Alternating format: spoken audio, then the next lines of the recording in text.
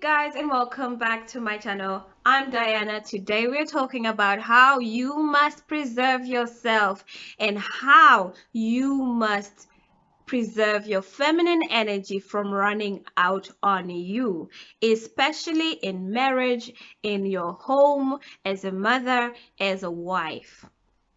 I speak about this because I am in it and I am somewhat experienced in this. I am now 10 years in marriage and I am now 10 years as a mother, and I have seen how fast I can get depleted. And I have realized that I actually forgot about beauty and I forgot about looking good because I gave my energy to my family. And I'm not saying do not love them, do not care for them. I'm not saying that at all. But I've seen that these are our treasures, these are our most prized possessions. And yes, we will do everything to make sure that they are right. But at the cost of us running out and getting depleted. So today I'm talking about how you can preserve your feminine energy in your home. Hi, and welcome to my channel. I'm sorry that I'm eating, and I'm not trying to be rude. I'm trying to bring this in because I have a point to make about how we can preserve our feminine energy and what we give attention to and how we can just be ourselves and allow ourselves to be catered for. Today, I'll be talking about how we can preserve our feminine, female, motherly, wifely energy so that we can go just a little bit longer. This just happened. I wasn't even expecting it. My son was playing outside with his friends and he came in to make his lunch. He usually makes just simple lunch and something without cooking, and I'm comfortable to know that he can do it. So I thought he was making himself something, and he knows that I do like excuse me, I do like coffee, and I do not eat hot dogs. So he made me hot dogs and he just brought it up to me while I was shooting. He says, "Mommy, I brought you something to eat." At first, inside, I wanted to say, "Oh, baby, I don't eat hot dogs." But then I remembered that I will still need to eat. And it's a nice gesture from my 10-year-old son to make this and think mommy wants to eat. And in turn, that just means I don't have to get up and go and make something, a bite for me to have in the afternoon. He's already made me one. So that means allow yourself to be vulnerable. Allow yourself to be at a place of need or a place of acceptance when something is being done for you, to you, about you. So being a woman means that we have to step back and let others do for us, because at the end of the day, we are trying to preserve ourselves. We're trying to make ourselves go a little bit longer, and by allowing other people to be able to do for us, it is not a moment of weakness. It is actually empowering, one, for my son, to give him that um, comfort and that support and that confidence to make something on his own in the kitchen without mommy hovering all over him and saying, "Oh, be careful, don't do this, I'll do it for you." It gave him the confidence to say, "I can do this for my mom, I can make something to eat." And in turn, it made me comfortable to know that, oh my God, he's actually growing. He has the capacity to now make food for himself and go out and play or even think of me. He is that able now, or at that stage now, to think about me. And I have to let him cater for me. I have to let him be that man in my life. He's my son, but he's trying to show me that he can be there for me, and I have to be vulnerable enough to give him that space and allow him to be that son for me. I just found that to be very comforting, eye-opening, and a growth as well for me as a mother. So let's learn to preserve our energy. Let's learn to know where we can put our energy towards. And now I know I don't have to really be hovering around him as he makes lunch or as he goes around in the house trying to feed himself or even me.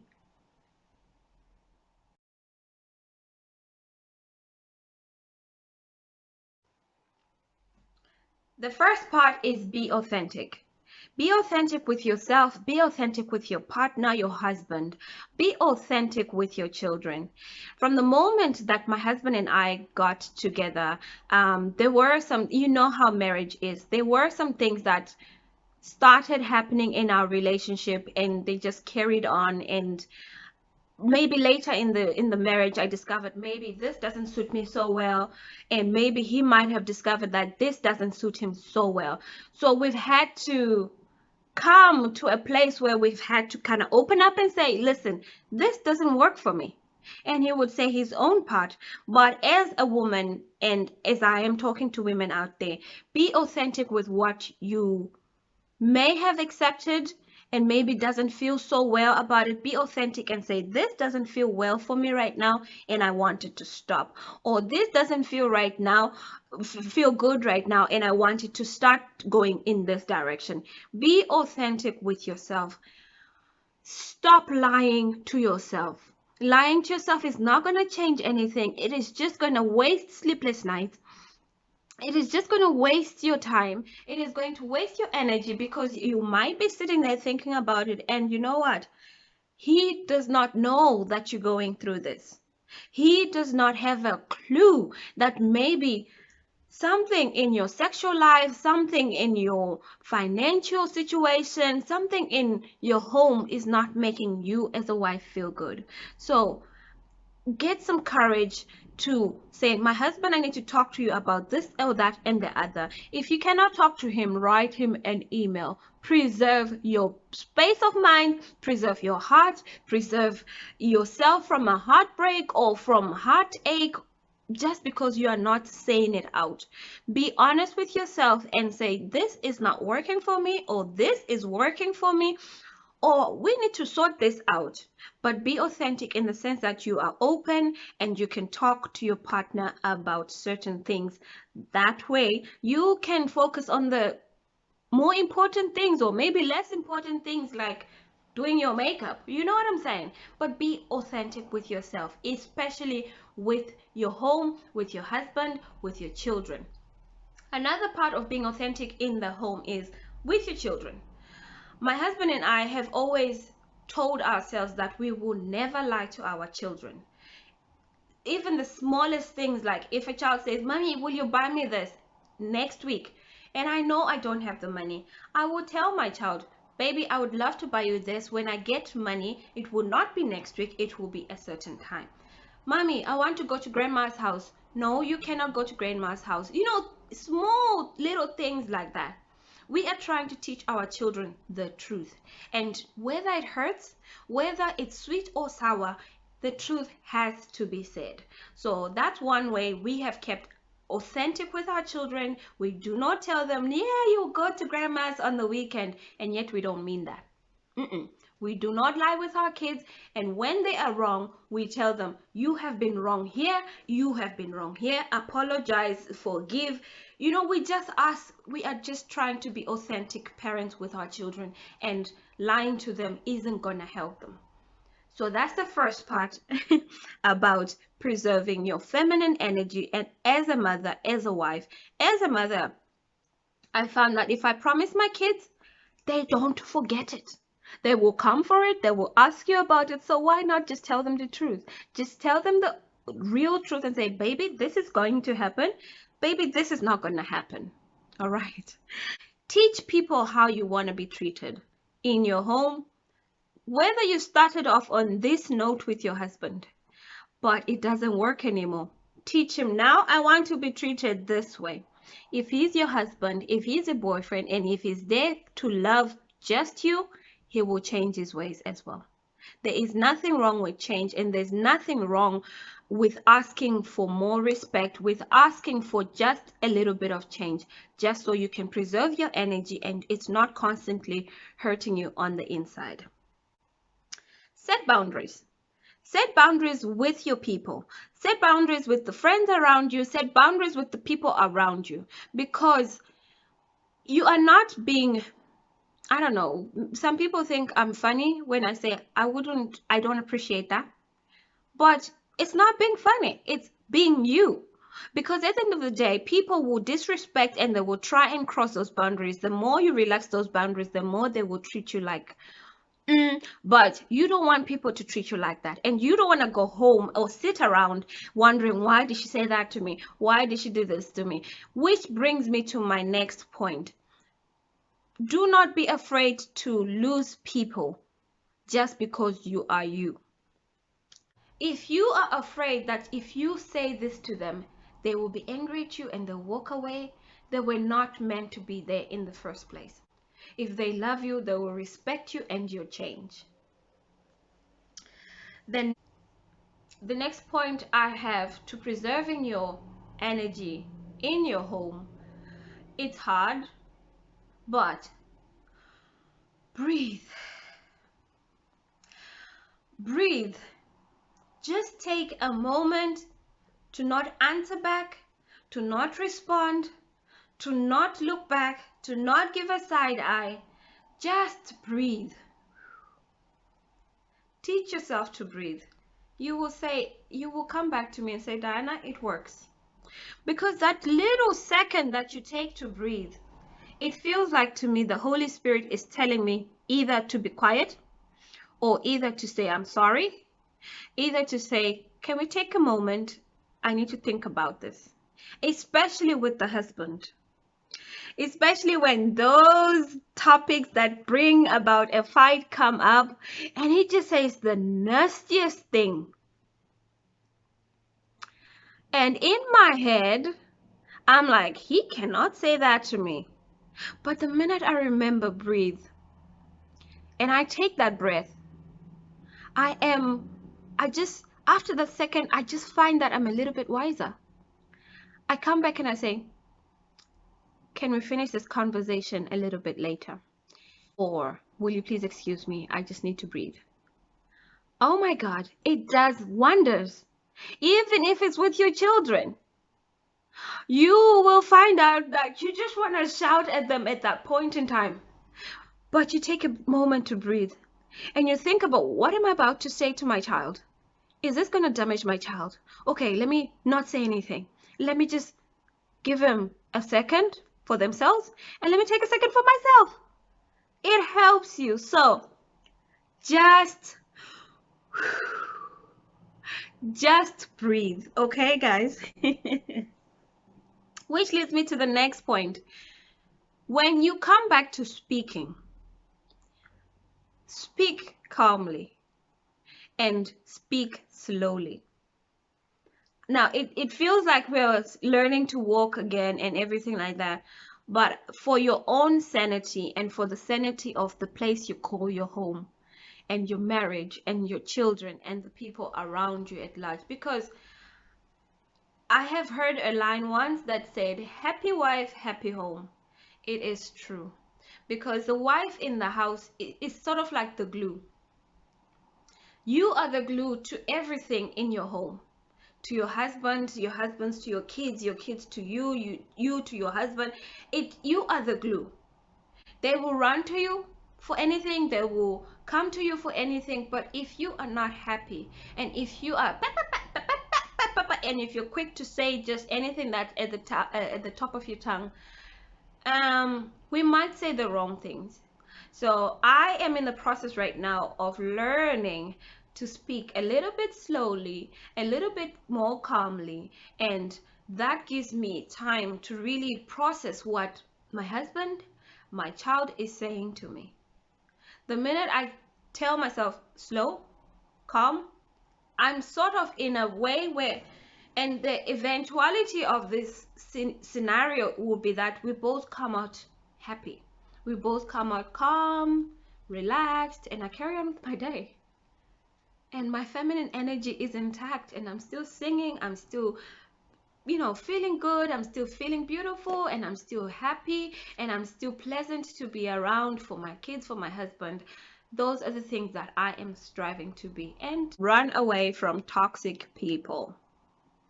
Very difficult to do, very difficult thing to embrace, and it has to be done. Has to be done. I had people, now as I'm talking about marriages and family, I've had family in my home come into my home and just disrupt my rhythm with my husband. You will get people like that in families that will come and say this to you, to your husband, to both of you, that will leave you going, oh, but you do this and I never said. People that just kind of drop a seed into your relationship, a very nasty seed, an evil seed to make you to fight. And I've had to let those people go. I've had to ask them, I cannot see you right now. Oh, we are on our way to your house, and yet this friend, this family member is toxic to my marriage. I started off by giving excuses like, I can't see you today, oh, we're not home, or things like that, but I've had to be authentic. You remember that point we said? I've had to be authentic and say, listen, I am sorry you cannot come to my house anymore, because every time you come to my house, my husband and I, we are fighting over something you might have said. And you know what? Maybe it's us to blame ourselves and not really see the picture, but we are growing. We are a couple. We are growing as a couple. But there's just some people that never has one good thing to say. Run away from toxic people. Run away from toxic friends. Now, if you're talking about friends right there, girl, it's okay to be alone. For just a moment, make me your friend. Make all the other sisters that have good things to say on YouTube, let them be your friend. You are not alone. As I speak to you right now, I don't have a lot of friends. I have really, really a handful of good friends, and I know I can count on them. But the rest are just like, no, we are acquaintances, and that's as far as it goes. Because I know, one, they're toxic, and two, they're never. Stop being a yes woman, especially to your husband. If you don't feel like having sex, if you don't feel like, I don't know, whatever he might ask you to do, whatever he might, stop being a yes woman. Stop being a pleaser. Stop being a yes mommy, and yet it breaks your back. Stop it. Tell them you can't do it right now, or you are not going to do it at all. Stop it. And besides, you are not exciting for him if you're just a yes woman. He gets bored of you. He will. You have no back. You have no personality. You're just yes. Whatever he says, yes. Are you for real? Stop being a yes woman. He wants you to be you. He wants you to be a strong character. He wants you to have your own side of stories and opinions and choices, and he just wants you to be a versatile woman, not just a yes woman. He will get bored of you. Stop being a yes woman. Have your own mind.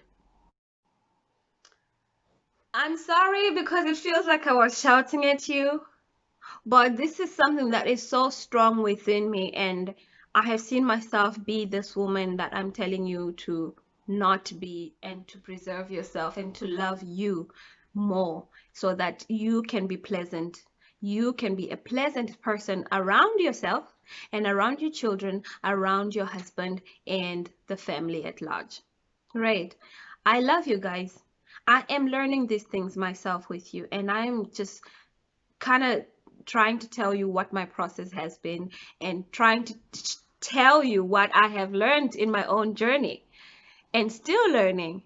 Like I told you, I had to sit back and let my son give me a cup of tea and a hot dog. It was so lovely. And as a mother, for me to think and know that my son actually knows that I need to eat, oh, it's such a big thing. It's such a big thing. So I will see you on the next video, next video, which is why I'm telling you to enjoy yourself, be you. Sing the rubbish song that I am singing because you are happy, because you are pleasant, because you are beautiful, because you are worth it. So let's sing more of the stupid songs, but they mean so much. I'm sorry, ladies. I gotta go. I'm just having a bit of fun with you. I'm just, yeah. I love you guys. I will see you in the next video. You are worth it, Queen. You are worth it.